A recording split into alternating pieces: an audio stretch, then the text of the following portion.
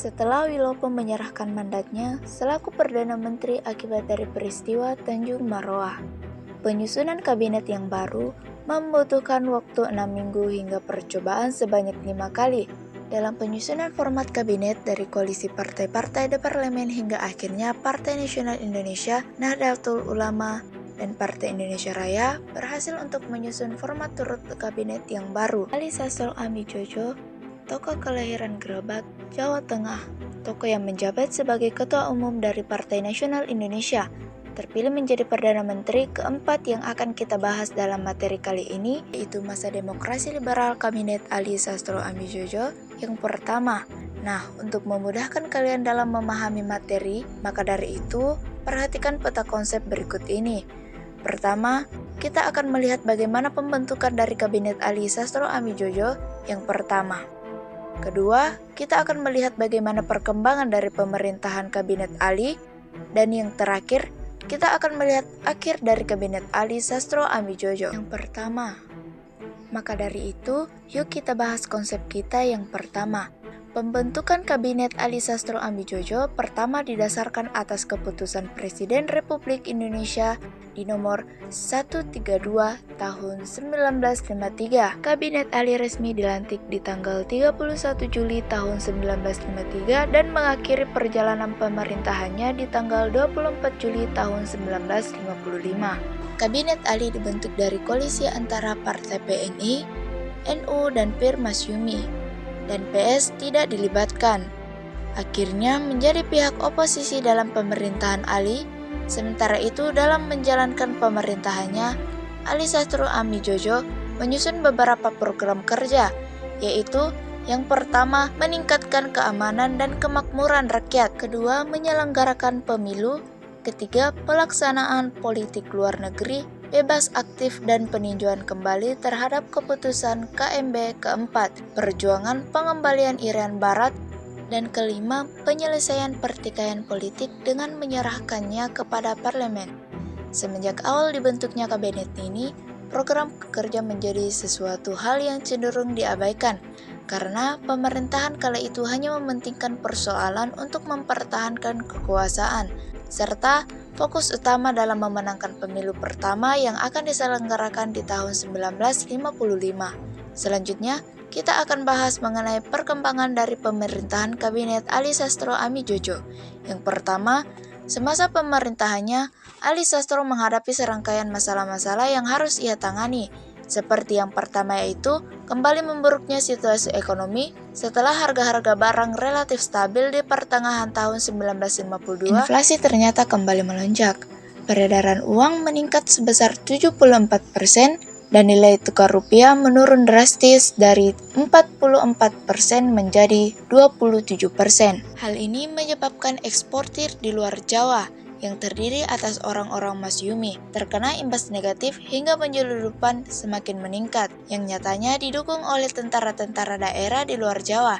Akibat dari kesejahteraan yang buruk, setelah pemerintahan Wilopo mengurangi anggaran militer, maka untuk mengatasi permasalahan tersebut, Kabinet Ali berupaya untuk mengaktifkan kembali sistem ekonomi gerakan benteng yang sebelumnya sempat dihentikan di masa pemerintahan Wilopo. Dengan melakukan perbaikan terhadap sistem tersebut, karena anggapannya bahwasanya kemampuan pengusaha pribumi yang tidak mumpuni dalam mengelola usaha, maka lahirlah sistem ekonomi Alibaba. Dicetuskan oleh Ishak Cukradi Suryo. Menteri Perekonomian di masa pemerintahan Kabinet Ali mengatur kerjasama antara pengusaha pribumi yang direpresentasikan sebagai ahli dengan pengusaha Tionghoa yang direpresentasikan sebagai babak kerjasama yang diharapkan untuk memberikan dampak positif bagi peningkatan kemampuan serta skill dari pengusaha pribumi yang dilatih oleh pengusaha Tionghoa. 3 pengusaha pribumi yang memiliki kemampuan mumpuni dapat menjalankan usahanya sendiri, dan pemerintah akan mendukung pengusaha pribumi dengan memberikan lisensi impor serta bantuan kredit modal. Namun nasib ekonomi Alibaba serupa dengan pendahulunya. Lisensi impor yang didapatkan kembali ternyata dijual oleh pengusaha pribumi dan bantuan kredit modal yang diterima digunakan untuk kepentingan pribadi, sehingga sistem ekonomi Alibaba dinilai gagal. Dalam pelaksanaannya, Situasi ekonomi Indonesia memburuk yang diperparah dengan skandal korupsi yang semakin meningkat di lingkungan Kabinet Ali seperti yang dilakukan oleh Menteri Kehakiman Codikondo-Kusumo dalam kasus gratifikasi perpanjangan izin visa yang melibatkan pengusaha Hong Kong serta Ishak Suryo yang memanfaatkan jabatannya untuk memberi lisensi impor hanya kepada relasi yang dekat dan memberikan kucuran dana kepada PNI. Masalah kedua yang dihadapi oleh pemerintahan Ali Sastro Amijojo yang pertama yaitu juga berkaitan erat dengan situasi keamanan yang sama buruknya dengan kabinet-kabinet sebelumnya. Hal ini terjadi karena Daud Google secara resmi memproklamasikan lahirnya D1T11 Aceh dan memulai upaya pemberontakan. Namun segala masalah yang buruk menimpa pemerintahan, mulai teralihnya setelah Indonesia mengadakan suatu pertemuan akbar dengan negara-negara di kawasan Asia Afrika di Kota Bandung. Konferensi Asia Afrika menjadi presentasi terbaik dari pemerintahan Ali Sastro Amijojo pertama dalam menjalankan politik luar negeri bebas aktif dilatar belakangi oleh situasi perang dingin yang semakin mengkhawatirkan, terutama dampaknya terhadap negara-negara di kawasan Asia Afrika yang diperebutkan oleh kedua negara adidaya baik itu Amerika Serikat maupun Uni Soviet untuk ditanamkan pengaruhnya dan kepentingannya. Hal lain yang mendorong lahirnya KAA juga berkaitan erat dengan kesamaan historis terutama perasaan senasib sepenanggungan akibat dari penjajahan bahkan hingga pasca Perang Dunia Kedua. Masih banyak negara-negara di kawasan Asia Afrika yang belum mencapai kemerdekaan, sehingga dalam konferensi Kolombo yang mempertemukan antara 5 Perdana Menteri seperti Sergio Talawala dari Sri Lanka, Pandey Nehru dari India, Muhammad Ali Bogra dari Pakistan, Unik dari Myanmar, dan Ali Sastro Amijojo dari Indonesia. Mulai tercetus ide untuk membahas masalah-masalah tersebut dari sebuah pertemuan akbar Ali Sastro menyampaikan pidato untuk mengadakan pertemuan bagi seluruh negara-negara di kawasan Asia Afrika yang ternyata diterima baik oleh 4 negara peserta konferensi Kolombo. Dan dalam pertemuan lanjutan di Bogor, disepakati pelaksanaan KAA di Kota Bandung, 25 negara yang akan diundang hingga hal apa saja yang akan dibicarakan di dalam KAA. Namun, dari 25 negara yang diundang dalam pelaksanaan KAA, hanya ada 1 negara yang urung ikut serta, yaitu Federasi Afrika Tengah yang kala itu sedang mengalami krisis perang saudara.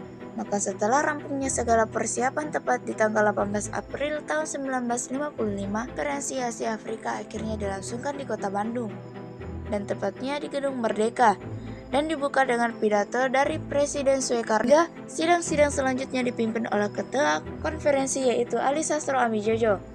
Hal penting disepakati dalam KAA yaitu pertama, bagi kepentingan nasional adalah dukungan penuh dari peserta KAA terhadap pengembalian Irian Barat kepada Indonesia. Kedua, bagi seluruh kawasan Asia Afrika yaitu 10 prinsip hubungan antara negara-negara Asia Afrika mengenai perdamaian dan kerjasama dunia dalam Desa Sila Bandung.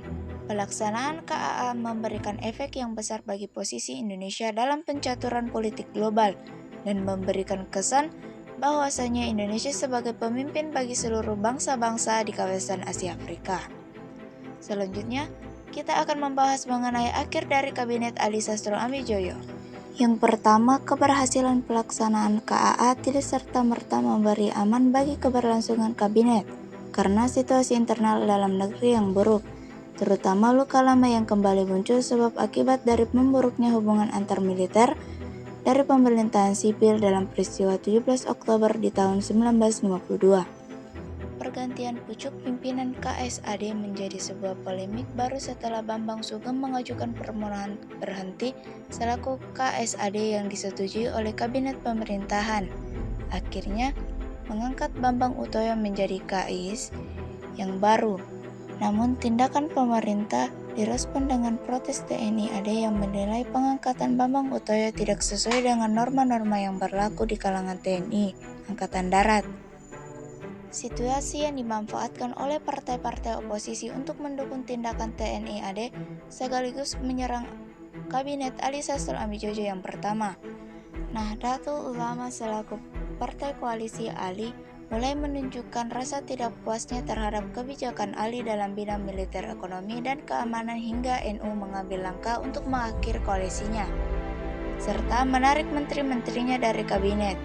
Langkah yang juga diikuti oleh partai-partai koalisi dari Ali. Situasi yang tidak mampu untuk dikontrol oleh Ali mengakibatkan ia memutuskan untuk menyerahkan mandatnya selaku Perdana Menteri sekaligus mengakhiri pemerintahan Ali Sastro Amijoyo yang pertama.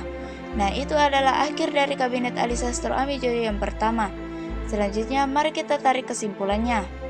Kesimpulan dari materi mengenai masa demokrasi liberal Kabinet Ali Sastro Amijoyo yang pertama yaitu membentuk kabinet pertama dibentuk setelah keluarnya keputusan Presiden Republik Indonesia di nomor 132 tahun 1953, merupakan kabinet keempat di era demokrasi liberal yang dibentuk dari koalisi antara Partai PNI, NU, dan Partai Indonesia Raya.